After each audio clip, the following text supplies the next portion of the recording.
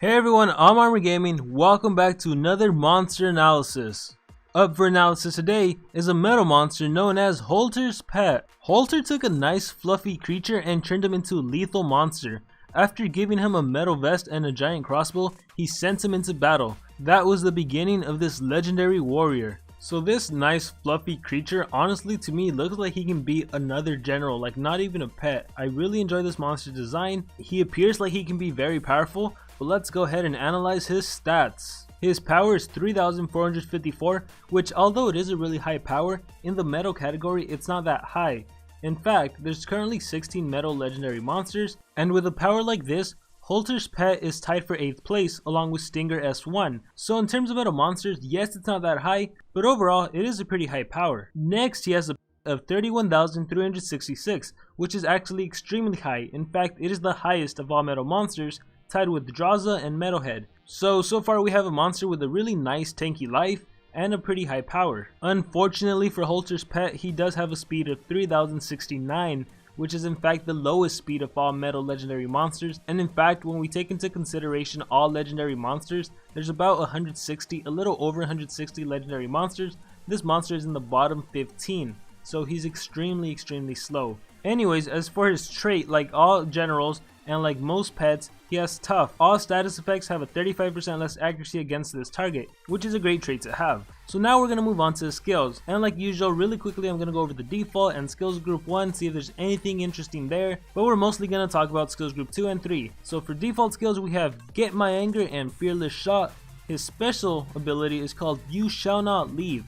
Deals very heavy metal damage to all enemies, give a 50% shield to all targets, and I really hope that description is wrong because gives a 50% shield to all targets. That should probably say gives a 50% shield to all allies. You wouldn't want to be giving the enemies any type of shield.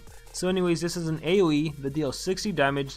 Combined with this monster's power, it's a pretty good ability, and the fact that your allies should be getting a big shield, that's pretty nice because you're dishing out a nice amount of damage and at the same time you're supporting your teammates. In skills group 1 we have a skill called Metal Attack, which although it's even called Metal Attack, it's not metal. Moving on, we have Ferocious Fluff, Crossroads Rage, so we're going to move on to skills group 2. Now before I move on, I do have to say, because of this monster's base speed, most of you are probably thinking this monster isn't really that usable, this monster isn't really that good, and to a certain extent I would say most of you are right. Because this monster has such a low base speed, you really can't do without giving this monster a speed rune. And if you give this monster a speed rune, his other 2 runes, you could give him a strength rune, you could give him a life rune. It's kind of difficult to decide exactly because this monster is meant to be a tank. He's pretty much the first metal tanky monster. So although this monster might not be the best choice to use as an offensive monster, I think this monster does have some potential in Team Wars, and specifically he has potential in Team Wars if you're planning to use him on your defensive team, which is pretty great because a lot of people don't really talk about what's the best team to play on defense. I think this monster has a lot of potential to place on defense. So let me go over the skills and then I'll expand more on that. And at the same time I'll also be talking about the skills you should put on if you want to try to use him as an offensive monster, although I do have to say he probably isn't the best metal monster to use as an actual offensive monster. So anyways, we start things off with Destabilizer. Deals heavy special damage, may magnetize target. So you target a single enemy with 55 damage, it costs 31 stamina, and it has no cooldown. On top of that, it magnetizes, which is really good. So first of all, this skill is special and not metal based, so you can easily use this against a metal monster, magnetize that metal monster, and then use one of your metal attacks to deal even more damage than it normally would. It has a pretty nice damage of 55, and it has no cooldown, so if you're ever going up against a team that has Timerion and they happen to do cooldowns activated, you'll at least have a skill to use, and at the same time you'll be magnetizing monsters using this skill. His next skill is called Stronger Than Ever. Deals heavy metal damage, heals by 20%, requires cooldown. So this skill targets a single enemy with 50 damage, it costs 27 stamina, and it has a 2-turn cooldown. One of the great things about a skill costing 27 stamina is if that monster ever has 0 stamina and it has stamina regeneration, that monster is going to recover at least 27 stamina, meaning they're going to be able to use this skill. So aside from that, you recover 20% of your life, and because this monster has a really high base life, with no life runes, this monster is going to be recovering a little over 6,000 life points every time he uses this skill, which is great for tanky monsters, so it's hard to kill a monster that can easily recover his life. His following skill is called Steel and Blood, deals low metal damage to all enemies, requires cooldown. So it's a typical AoE, it deals 30 damage, 31 stamina cost, 2-turn cooldown, I don't recommend running this skill at all. He has better skills in skills group 3, so we're going to look at those right now. In skills group 3 we have a skill called Gain Fear. Deals low special damage, gains a 75% shield, requires cooldown. So this targets a single enemy, it deals a low 30 damage, it costs 26 stamina, it has a 3-turn cooldown. The best part about this skill is that you gain a 75% shield. A 75% shield on this monster's base life is equivalent to a shield that can withstand 23,525 hit points, which is a shield that can take as much damage as some monster's base life is. So this is incredible. And can you imagine if you were to give this monster 1 life rune, 2 life runes, he'd be really hard to kill. Yeah, this skill only takes away 30 damage, but it's really the shield you're after, and this is a skill I really do recommend. He has another skill called Hit the Mark. Deals heavy metal damage, may apply damage boost to ally, requires cooldown. So this skill targets a single enemy, it takes away 55 damage, has a 31 stamina cost, has a 2-turn cooldown, and it gives a damage boost which increases a monster's damage output by 50%. So this skill is so-and-so, it could be better. I wish it would have given an ally double damage. And even though it says may apply damage boost to ally, I'm pretty sure this is going to be more of a self boost skill, but I could be wrong. But nonetheless, this is still more of a so-and-so skill. It could be better. It's not the greatest skill, but considering his skill set, it might be a skill you actually might want to use. His last skill is called Awakened Beast. Deals moderate metal damage to all enemies. It's your standard 45 damage metal based AoE that's like on every single metal attacker, 36 stamina cost, 3-turn cooldown. This skill you may or may not want to use, also depending on the kind of build you make. So really quickly, I'll talk about the skill set you want to use on this monster if you do plan on using them for offense. And if you do plan on using them for offense, you can probably do 2 strength runes and a speed rune. He really does need a speed rune, unless you partner him up with someone like Demise, of course, who you realistically don't need to run any single speed rune on any monster that's paired up with Demise. But assuming you're going to use this monster for Team Wars, you definitely need at least 1 speed rune, and then your other 2 runes can either be 2 strength or 1 life and 1 strength. And again, I have to repeat myself, there are probably better metal attackers that you can use for Team Wars, but if you really want to use this monster, he's incredibly tanky, so the chances of your enemy taking out this monster, it isn't that likely. For an offensive build, I would probably run Gain Fear, and even though this skill doesn't deal a lot of damage, it's the fact that it has a shield, it's gonna help Holter's pet survive.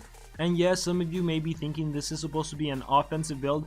That doesn't take away from the fact that this monster is supposed to be tanky, so you might as well run a really tanky skill in case things get tough. So run Gain Fear, run Awakened Beast, which is your 45 damage AoE, run Destabilizer because you never know when you're going to go up against an enemy Timerion who might happen to land his cooldowns activated against you, and then I would run Stronger Than Ever because you heal life by 20%, which although doesn't seem like much, if you do happen to run a life rune, that's going to be significantly more. And some of you may be thinking, why not run Hit the Mark, which gives yourself a boost of 50%, and to be quite fair, that's a perfectly valid opinion. You know, you could start off with Hit the Mark, then do Awakened Beast, but again, I just have to reiterate, there are so many metal monsters that can give themselves double damage, or they can make all of the enemies magnetized and then do a 45 damage AoE. There are so many monsters that are better at actually being offensive that if you're using Holter's pet in Team Wars, you might as well take advantage of some of his tankiness. It might take you a little longer to win the battles, but at least you know for sure you'll win because it is incredibly hard to kill this beast. But anyways, going back to what I said earlier in the video, I think this monster's main purpose, where he benefits you the most, is to use this monster on your defensive team for Team Wars whenever it's the metal elements. And I say that because his skill set makes it so he's incredibly difficult to kill. And in fact, to discuss his best skill set, we actually have to look at a skill from skills group 1. Right here he has a skill called Ferocious Fluff. And the reason we're visiting this skill again, because let's see what it does. Deals moderate metal damage, gains a 20% shield, requires cooldown, 35 damage, 27 stamina, 1-turn cooldown. And yes, 35 damage isn't a lot, a 20% shield isn't a lot, but you would want to run Ferocious Fluff, you would want to run Stronger Than Ever, and you would want to run Gain Fear, as well as another skill, most likely Destabilizer.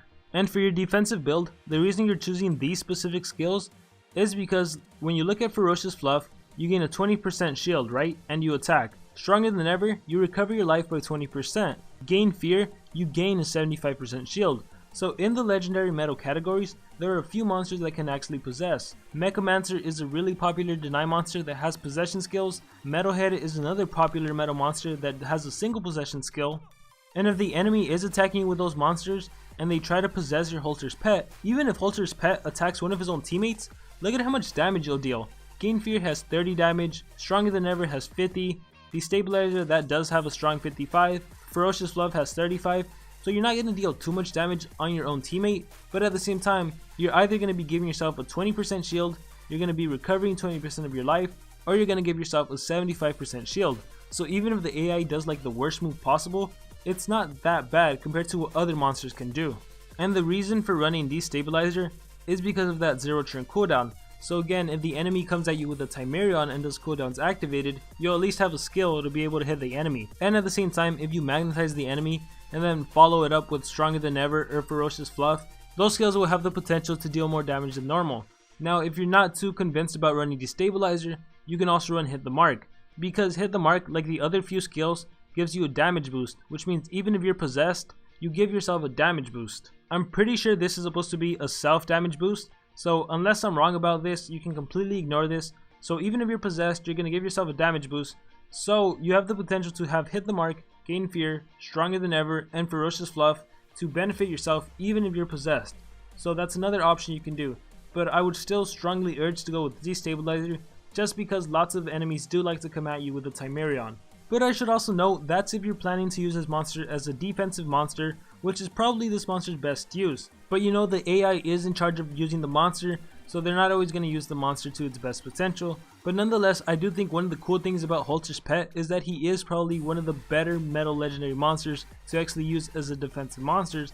And that's kind of new and interesting because I've never really analyzed a monster and talked about a monster in terms of how good that monster could be on defense. Because normally a lot of players don't give too much importance to defense, but when I saw Holter's pet, I knew he wouldn't be that good as offense, but I really do see potential for him in defense, so I thought it'd be a pretty good idea to explain this monster's importance and the role he can serve in Monster Legends Team War's defense. And as far as runes, you would want to do 1 life rune, 1 strength rune, and 1 speed rune. And with all that being said, that is going to conclude my analysis on this fluffy creature. Thank you to everyone who made it to the end of this analysis, and now I want to hear your guys' thoughts. Write down in the comments below what you think about Holter's pet. Do you like him? Do you not like him? Do you wish he could have been faster? Whatever's going on in your mind right now, post it below in the comments. Also be sure to let me know if you enjoyed this analysis, and be sure to let me know what monster you want to see analyzed next. I hope everyone has a great day or a great night. Remember to dream big and pursue your passions.